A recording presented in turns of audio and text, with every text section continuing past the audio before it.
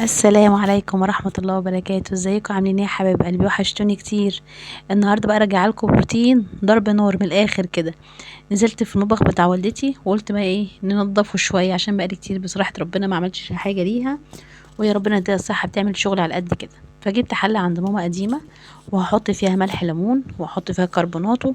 الخلطه دي يا جماعه جباره جباره بجد، يعني اللي ما استعملهاش يا ريت يستعملها ويقول لي ايه رايه فيها.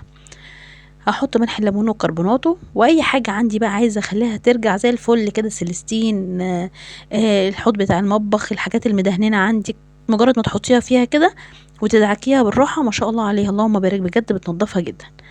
كان بقى ماما عندها صاجين كده مركونين من تحت في البتاع اللي تحت البوتاجاز دي، فكانت مركونين مش بنستعملها يعني، او احنا كنا ناسيينهم اصلا بصراحه، يعني بتوع الميكرويف وكنا ناسيينهم. هاحط بقى فيهم، انا جيت ادعكها لقيتهم مدهنين وهيدهنوا السلكه معايا، فعملت الخلطه اللي بقول لكم عليها دي. هحط بس انا حبه ميه سخنين كده اللي هي بملح الليمون وكربوناته، وبصوا بمشي عليها بس كده يا جماعه، والله العظيم يا بنات بمشي عليها، مش بعمل حاجه، مش بدعك. واحده واحده كده الصاج ده بيرجع زي الفل تاني. بصوا، انا يعني هما كانوا صاجين، هوريكم الصاجين بعد ما اتعملوا، بجد ما شاء الله فعلا الخلطه حلوه، ومش بتدعكي ومفيش مجهود، بتمشي بس عليه كده. انا بمشي بس كده عليه، بس نقطة صابون معايا وبمشي عليه بس كده، الحاجة بترجع زي الفل تاني. هخلص الصاج الاولاني وهعمل الصاج التاني. بصوا بقى المطبخ كان فيه حبة مواعين كمان عملتهم، ونزلت المطبقية، لا يعني كان شغل جامد، شغل فاخر من الاخر بجد يعني. وادي الصاج التاني برضه هعمله، وابقى هوريكم الصاجين دلوقتي يبقى شكلهم عاملين ازاي. والحوض ده هيتغسل كمان. بصي طول ما انت واقفه كده في المطبخ بتلاقي شغل بيجيلك، خصوصا بقى لو انت مثلا ايه داخله وبالك رايق، بتخشي على البوتاجاز، غسلت البوتاجاز، لا لقيت هنا كام طبق مركونين مش بستعملهم، بتحفي فيهم دهننا ولا حاجه بتغسليهم. هننضف تحت الحوض، هنغسل البوتاجاز، هنغسل الرخامه. طول ما انت ايدك في الحاجه هتحسي ان ربنا بيقويك ويساعدك في حاجه زي كده. اهم حاجه بقى لو انت اول مره تشوفيني ما تنسيش بقى تعملي لي لايك كده، وتشتركي في قناتي عشان تنوريها، ونشارك بعضنا في الافكار. يعني لو انت عندك فكره يا ريت تقولها لي، وانا لو عندي فكره هقولها لكم. بصوا كده بقى انا كده هغسل كمان المواعين، ما شاء الله اللهم صل على النبي، المواعين دي اكتر حاجه في الشقه كلها بتتكاثر هي والغسيل. تحس ان هم ما شاء الله على طول في تكاثر في تكاثر فيهم، مفيش، ما بيقفوش. الحاجتين اللي نفسي اخلص منهم فعلا المواعين والغسيل. ادي كده هخلص المواعين. اول ما اليومين دول الجو ساقع يا جماعه، يعني اول لما باجي ابدا مثلا في الحاجه، في لو في حد زي كده يا ريت يعرفني، بكون قاعده سعانه كده ومش قادره اعمل حاجه، خلاص انا جيت من الشغل عملنا الاكل واي حاجه خلاص مش قادره اعمل حاجه تاني. بس اول لما بكون مثلا ايه، اول ما اسمي الله كده واتكل على ربنا، اقول مثلا انا هخش النهارده اروق الدولاب، هخش النهارده اروق اوضه، هخش اروق مطبخ ولا حاجه، تحس ان ربنا بيديك القوه وارادتك بتزيد كده، وتخش بتكملي الحاجه، وما تحسيش بسقعه، ما تحسيش بتعب، بتحسي انك بتشجعي نفسك. في حد زي كده ولا انا لوحدي يا جدعان؟ انا كده بغسل بقيه المواعين اهو، وهفضي الحوض عشان اغسله كله، وبعد كده هنبقى نفضي المعالق واحده واحده كده. لو انت بقى وصلت لحد هنا في الفيديو ما تنسيش بقى ايه تعملي لي لايك حلو كده وتشاركي في القناه. اهم حاجه يا جدعان شاركوا في القناه يا جدعان، مش هتخسروا حاجه والله. بصوا الاسبونشه البني دي المفروض ان هي بتلمع الالمونيا والسيليسين والحاجات دي، بس والله العظيم بجد طلع ملهاش اي 30 لازمه. دي اختي اللي جابتها وكانت بتشكر فيها، مش فاهمه هي بتشكر فيها على انهي اساس يعني، ملهاش لازمه خالص يعني، محدش يجيبها يا جماعه. وده البراد السيليستين، برضو البراد السيليستين دوت هحطه بعد كده في الميه من ملح ليمون، دي هترجع زي الفل. هو عشان كان مركون بس عندنا فلونه مغير. مسكت الحوض للسيليستين اهوت وبدعكه، ودعكت من تحت من تحت السخان كده ومن ورا الحنفيه. بص طول ما انت ايدك في الحاجه ربنا بيقويك والحاجه بتخلص معاكي حاجه حاجه. بس انا اللي بستغربه بقى مثلا لو انا بشغلها في حاجه، ومجرد ما احط ايدي في حاجه الاقي حاجه تاني طلعت، خلاص الحاجه دي تلاقي حاجه تاني طلعت.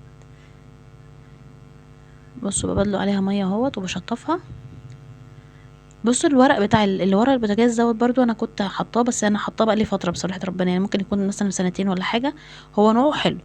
فرشته على الحيطه وفرشته على الرخامه، كان زي الفل، مفيش مشاكل فيه. بس بعد كده بقى اللي على الرخامه ده لونه غير واتقطع، فعايزه اعرف بقى ايه الورق اللي هو اللي بيتلسع على الرخامه دوت، اللي هو اللي بيجي من عند بتوع العربيات. لو حد يعرف اسمه يا ريت تعرفوني على اسمه، او اروح اقول له مثلا بتاع العربيات ده ايه. وبعدين اني بتاع عربيات، انا بسمع في الفيديوهات بس بتاع العربيات ايه بقى بتاع العربيات يعني.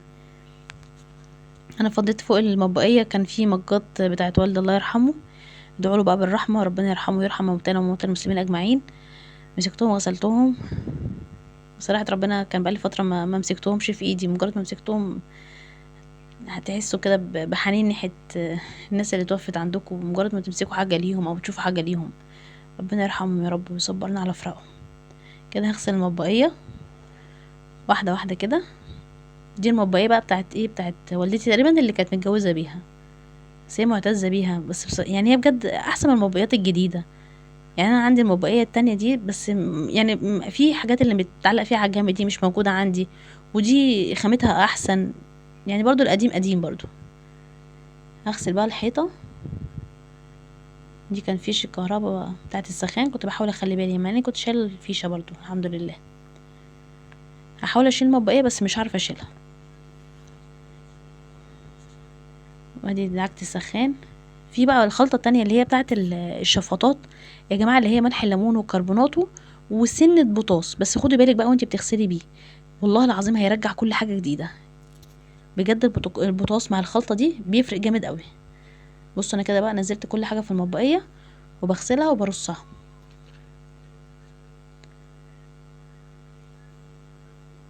لو انت بقى شايفاني بقى دلوقتي كده وصلنا لحد الحته دي كده بالذات خليكي مركزه الحته دي بالذات. صلي على النبي، صلي على النبي يا شيخه، مش هتاخدي حاجه، ده انت هتاخدي ثواب، ده انا ببعت لك ثواب كده وخلاص. هنغسل بقى حبه المواعين واحده واحده كده. ويا جماعه عارفين الكلمه اللي هي بيقول لك ايه، كما تدين تدان. يعني انا اليوم اللي انا روقت فيه لوالدتي المطبخ دوت، والله العظيم انا طلعت لقيت بنتي كانت مروقه، واحده مروقه لي المطبخ والتانيه كانت بتعمل الاكل. يعني الحاجه اللي بتعمليها خير ربنا بيقعدها لك. ما تفكريش انك بتعملي اي حاجه بتعمليها كده ما بتروحش عند ربنا. كل حاجه بتعمليها مكتوبه وبتترد. عملتيها خير بتلاقيها خير، عملتيها شر بتلاقيها شر. ربنا يا رب يوفقنا ويوفقكم جميعا. عندي بقى طقم التوزيع وفضيت المعالق. بصوا نشاط جامد، ده نشاط جامد. هنغسل بقى كمان الحوض من الناحيه دي، الصفايه من الناحيه دي. انا بقى في شقتي فوق نفسي اعمل بقى الحوض اللي هو بالرخامه ده ان شاء الله في الخطه الجايه. هغسل بتاعه المعالق، حاططها على فكره في الميه ملح ليمون برضو شويه. وبصوا بقى الصفايه دي كانت مركونه عندنا، مش بعمل بيها حاجه. هي كانت مرجونه، هي الصفايه اللي هي بتبقى معاها الطاسه بتاعه الزيت ده الاستاذ ابراهيم بيعدي عليا بيعيني بس هو ماشي كده. الصفايه دي كانت مركونه، انا حاطه في الملح الليمون. بصوا عايزه اقول لكم والله العظيم حرفيا رجعت جديده. هي ما كانش لها استعمال اصلا، بس مجرد ما عملناها ما شاء الله اللهم صل على النبي بجد رجعت جديده حلوه قوي. والمصفى دي لو كنتوا خدتوا بالكم البامبا دي كانت برضو كان شكلها مش حلو. هي كانت حاجات عند والدتي برضو مركونه يعني. الناس الكبيره دي ربنا يحفظهم يا رب، بيبقى الحاجات القديمه دي ما بنحبش نتخلى عنها. ده من التراث ما ينفعش نسيبها. مش فاهمه ليه ما ينفعش نسيبها، بس هي امي بتحتفظ بالذكريات دي. كده الرخامه بقى فضيتها. ده الورق اللي بقولكوا عليه يا جماعه. ما تنسوش بقى لو حد عرف الورق اللي انا هروح عند بتاع العربيات ده اقول له عليه ايه قولوا لي اسم بتاع العربيات ايه. افاضي دي ازازه خل على فكره. وده حاجات بلاستيك والدتي بتحط فيها الاكل اللي بيفيد منها، الاكل بتاع اخويا ورايح الشغل بتبقى حاطه قريب لايديها يعني، عشان هي حبيبه ربنا يديها الصحه مش بتتحرك كتير قوي يعني. هغسل بقى الرخامه كده.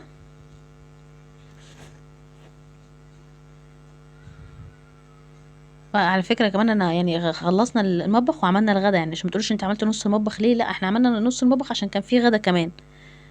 بعد كده خلصنا كده الرخامه وغسلتها ومسحتها. وهمشي بقى بحته كده بس ايه، حته ما فيها ميه بميه بكلور. وامسح بقى المطبخ. بصوا المصفى يا جماعه. لو خدتوا بالكم في نص الفيديو كده المصفى دي كانت متعلقه فوق البوتاجاز، كان لونها غامق. هي مش والله يا جماعه ما كناش بنستعملها يعني. بصوا السواد اللي على الحوض ده كان منها. بصوا مجرد بقى ما غسلتها حطيتها في الخلطه ما شاء الله اللهم صل على النبي بجد. طلعت الفراخ وجهزتها. نعصر عليها ليمونه بقى، هي ماما كانت منضفاها اصلا بس انا زيادة التأكيد بس، يعني انا ببص وراها بس وخلاص. هحط بقى اعصر عليها ليمونتين كده واسيبها بقى شويه فيها. اركنها على جنب.